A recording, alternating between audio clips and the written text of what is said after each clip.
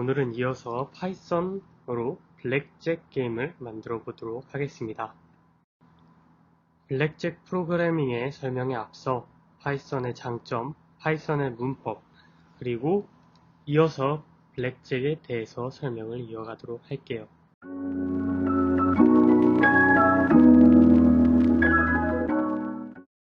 이어서 파이썬의 문법에 대해서 설명을 이어가도록 할게요. 변수와 리스트 선언 시 자료형은 따로 설정해 줄 필요가 없어요. 여기 예시를 보시면 value 1을 곧바로 1이라고 설정해 줬고 value 2를 텍스트 처리하기 위한 따옴표 ABC로 바로 설정해 줄 걸 볼 수 있죠. 그리고 리스트는 대괄호를 묶은 상태로 선언합니다. 예에서 value 3라는 리스트 안에 1, 2, 3이 들어있는 걸 확인할 수 있어요. 리스트는 원소들의 자료형이 혼합된 형태로도 선언이 가능해요. 여기 보시면 int에 해당하는 숫자뿐만 아니라 플로트에 해당하는 1.1 그리고 텍스트에 해당하는 ABC 모두가 리스트 안에 포함돼서 value 4 안에 포함되어 있는 걸 확인할 수 있어요.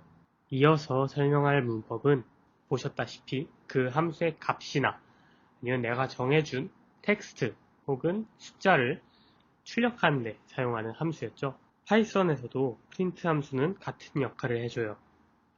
그리고 여기서 저희가 한 가지를 더 알려드리자면 f스트링 포매팅 이란 걸 알려드릴 거예요. 문자열 맨 앞에 f를 붙여주고 중괄호 안에 직접 변수를 삽입한 식으로 사용하는데요. 여기 밑에 예시를 보시면 f하고 텍스트 처리된 모양으로 value 1이 입력 함수와 출력 함수입니다. 먼저 출력 함수에 대해서 설명을 하도록 할게요. 출력 함수는 우리는 print 함수를 사용할 거예요. print는 다른 문법 저희가 영상 올렸던 거에서 써져 있고 그 다음에 중괄호로 value 1이 하나가 더 있죠. 앞에 value 1은 그대로 텍스트로 출력이 될 거고요. 가운데 있는 중괄호는 value 1의 값이 출력되는 형태가 될 거예요. 이렇게 앞에 f를 써주면 텍스트 처리된 부분 안쪽에 그 값을 넣고 싶을 때 f스트링 포매팅을 사용한다고 기억해 주시면 될 것 같아요. 다음으로 입력 함수로 input에 대해서 설명해 드릴게요. 이것도 다른 언어에서 많이 보셨던 문법일 텐데요. 괄호 안에 출력하고 싶은 문구를 출력해서 입력을 받는 역할을 합니다. 밑에 또 예시를 보시면 value 6는 input 그리고 작은 따옴표가 있고 값을 입력하세요 라고 문구가 적혀 있죠. 이건 그대로 코드를 실행했을 때 값을 입력하세요 라는 문구가 뜨고 이제 여러분들이 그 넣고 싶은 값을 입력해주는 역할을 합니다. 만약에 여러분들이 7을 입력을 하고 엔터를 눌렀다면 그대로 value 6의 값은 7이 되는 거예요. 다음으로 조건문에 대해서 설명을 하도록 할 건데요. 많이 보셨던 단어들이 있죠. if랑 else. if는 만약에 라는 뜻으로 많이 사용하는 단어고요. else는 그 이외에 라는 뜻으로 많이 사용되는 단어입니다. 자, 예시를 보면서 같이 설명을 할 건데요. if type i의 변수 타입이 int 숫자이면 value 플러스는 i. 자, 플러스는에 대해서 간단하게 다시 설명을 드리자면 value에다가 value 플러스 i를 한 값을 넣어라 라는 뜻이에요.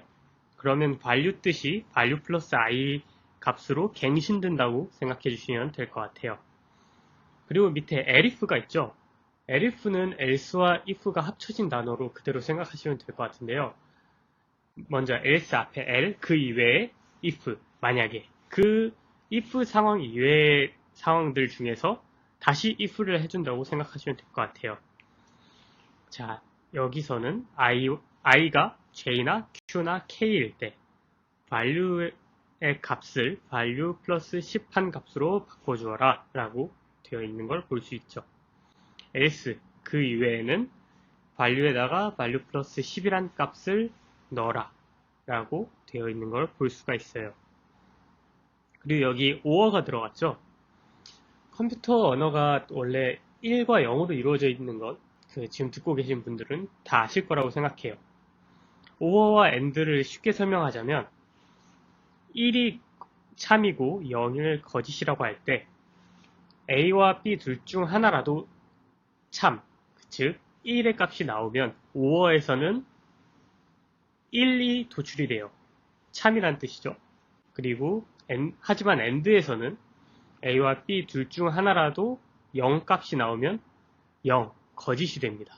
반대로 둘 다 1이 나와야만 1이 나오는, 둘 다 참이어야지 참이 되는 조건이라고 생각해 주시면 될 것 같아요. 그리고 여기 밑에 들여쓰기라는 얘기가 있어요. 이 들여쓰기는 이 if 문이나 혹은 다른 문에서 앞으로 보시게 될 건데요. 이렇게 4칸을 띄어써서 해줘야 되는데 대부분 탭키로 띄는 경우가 대부분입니다. 이 탭키를 해줘야지만 그 if 문에 바운더리 안에 들어가는 거예요. 이 바운더리 안에 들어가야지만 이 만약에 뭐뭐 했을 때 이거를 적용해라 라고 그대로 실행이 된다고 이해해 주시면 될 것 같아요. 만약 if 구문이 거짓일 경우에 elif 구문 참 거짓 판별이 된 후에 elif가 또 거짓이면 그때 else 구문이 실행된다고 생각해 주시면 됩니다. 자, 이어서 반복문 for문에 대해서 설명을 하도록 할 건데요. for문은 전에 C 언어에서 저희가 한번 설명을 드렸었는데 반복할 횟수가 정해져 있거나 혹은 반복한 횟수를 알고 있을 때 사용하는, 오른쪽에 예시를 보시면 for i in 1, 2, 3이라고 되어 있는데요. 그 다음에 i를 프린트하라고 되어 있죠. 그러면 이 반복이 i의 값이 그대로 1, 2, 3이 출력된 걸 볼 수 있어요. 다른 조건문과 마찬가지로 여기 print i 앞에 4칸이 띄워져 있는 모습을 볼 수 있어요. 이거를 들여쓰기라고 한다고 방금 전에 설명을 했었죠. 자, 그리고 밑에 다중 for문, 여기 for가 2번 쓰인 걸 볼 수 있죠. 처음에 for i in 1, 2, for j in 1, 2, 3, print f string j 중괄호 j라고 되어 있어요. 이 경우에는 안쪽 for 반복문이 바깥쪽 for 반복문이 반복된 숫자만큼 반복된다고 생각해 주시면 돼요. 먼저 안에 있는 여기선 for가 2개가 쓰여 있으니까 이중 포문이라고 부를게요. 안에 있는 j가 1, 2, 3 반복을 하고 그 다음에 위로 올라갑니다. 그러면 i가 1일 때 1, 2, 3이 반복됐죠. 그 다음에 다시 2일 때 j가 1, 2, 3 프린팅 된 모습이 옆에 예시에 나와 있어요.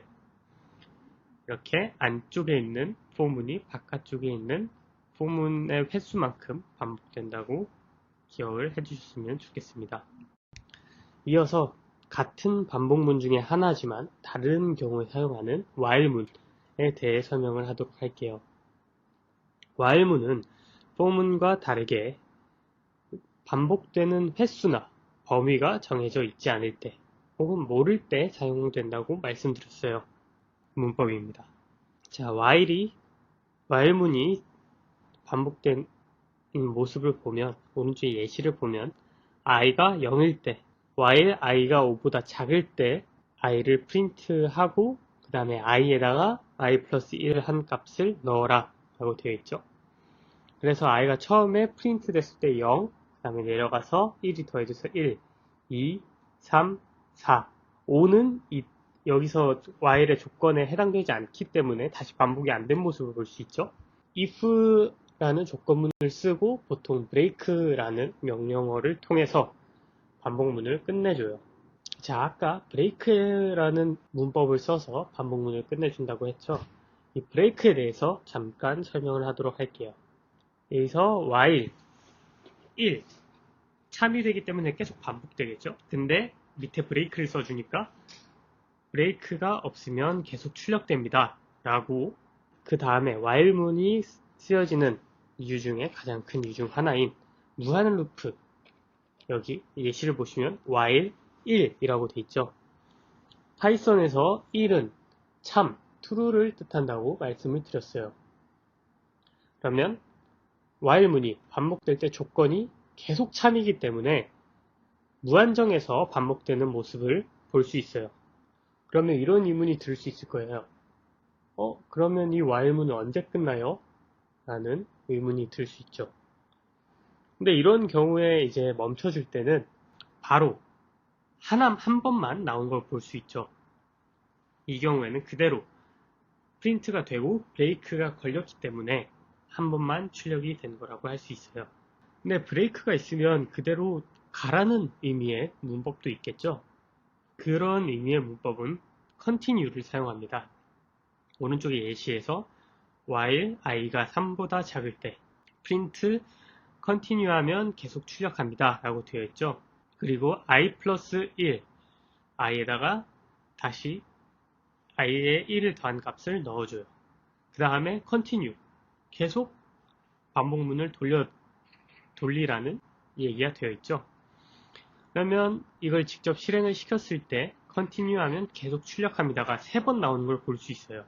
i가 3보다 작기 때문에 0, 1, 2까지 i가 늘어나면서 continue 하면 계속 출력합니다 라는 문장을 출력한 걸 볼 수가 있습니다.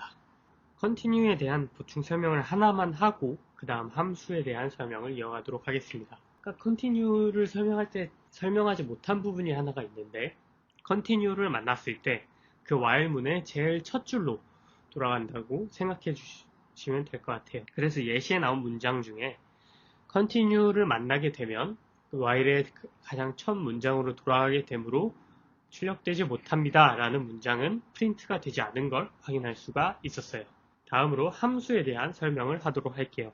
함수는 입력값을 갖고 어떤 일을 수행한 다음 그 결과물을 내놓는 것이라는 뜻을 가지고 있어요.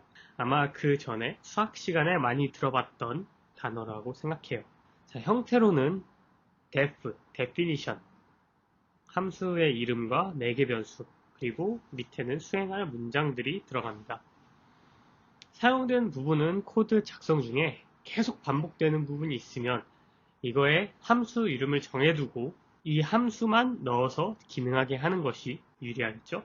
사용할 때마다 함수명과 함수의 이름과 4개 변수의 개수를 맞춰서 사용해주면 됩니다.